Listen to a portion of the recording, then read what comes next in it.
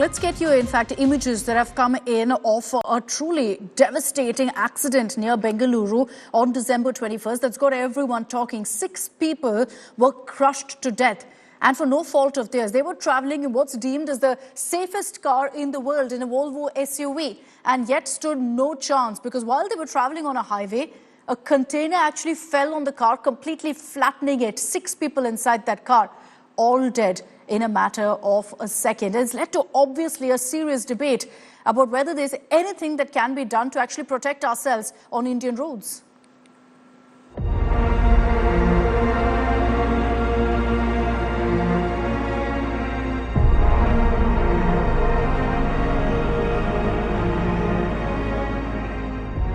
Family of 6 killed in a tragic road accident.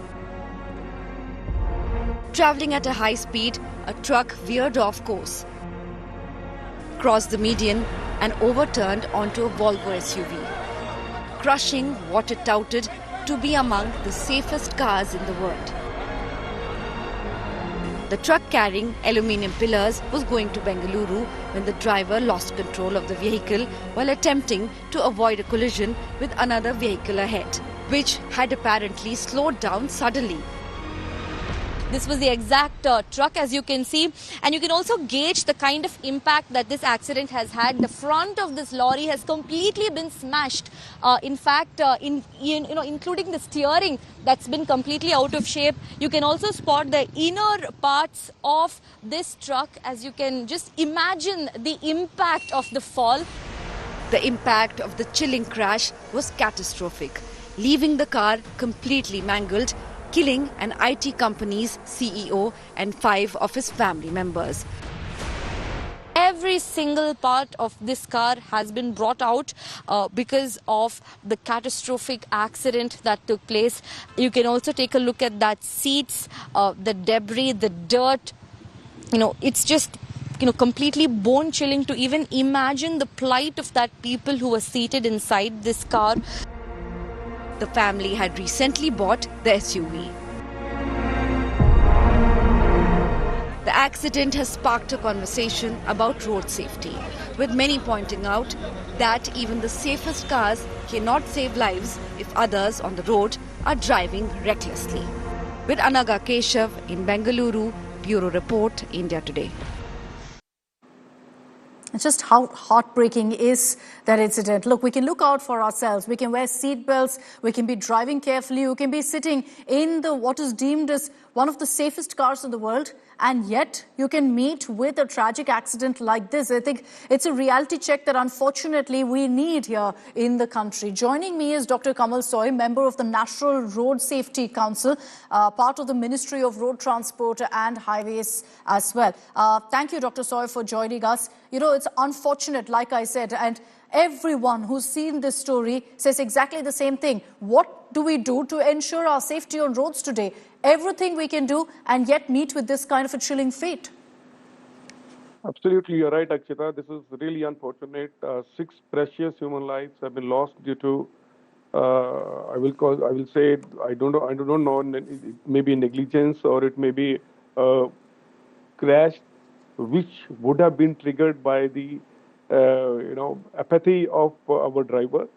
The driver of the container might have been tailgating a car, which I was given to understand there was a blue car which this guy was following, and the blue car applied the brakes, and then he couldn't control it. Now the question comes, we have to understand whether this vehicle has passed fitness testing or not in recent times. Number 2, the driver was well versed, because you cannot tailgate while you are taking a 40-feet container on your truck, and 40-feet container, as of if we look at the load, it should have been carrying about 25 to 30 tons of load in it. So as soon as he pressed the brakes, might have been I'm trying to guess out what would have had happened. The vehicle would have, but the brakes could not have been applied.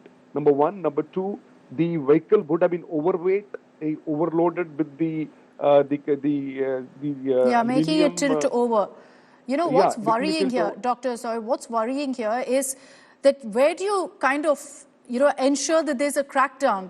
You will see, of course, a lot of talk about an investigation now and whatnot, but it comes down to a basic question of ensuring that guidelines are followed, which even now, after so many years, we still don't do in the country. We don't enforce. We don't have any laws that are followed, which leads to these kind of incidents. You're talking about the container being overweight, this vehicle coming. There was no median clearly that made it so easy on a highway for a car to be crushed in this manner.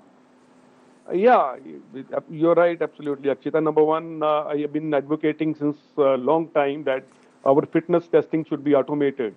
Although Government of India has already issued guidelines that all the fitness testing in the country should be automated, so that only roadworthy vehicles.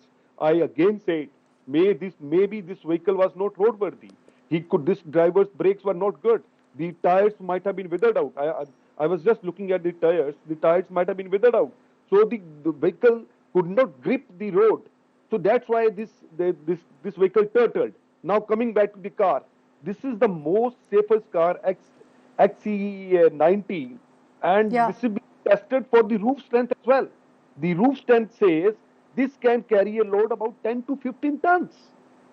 So no, but can any car actually survive something like this, Dr. Soy, of a container falling and crushing you? Is there any chance of a car surviving this?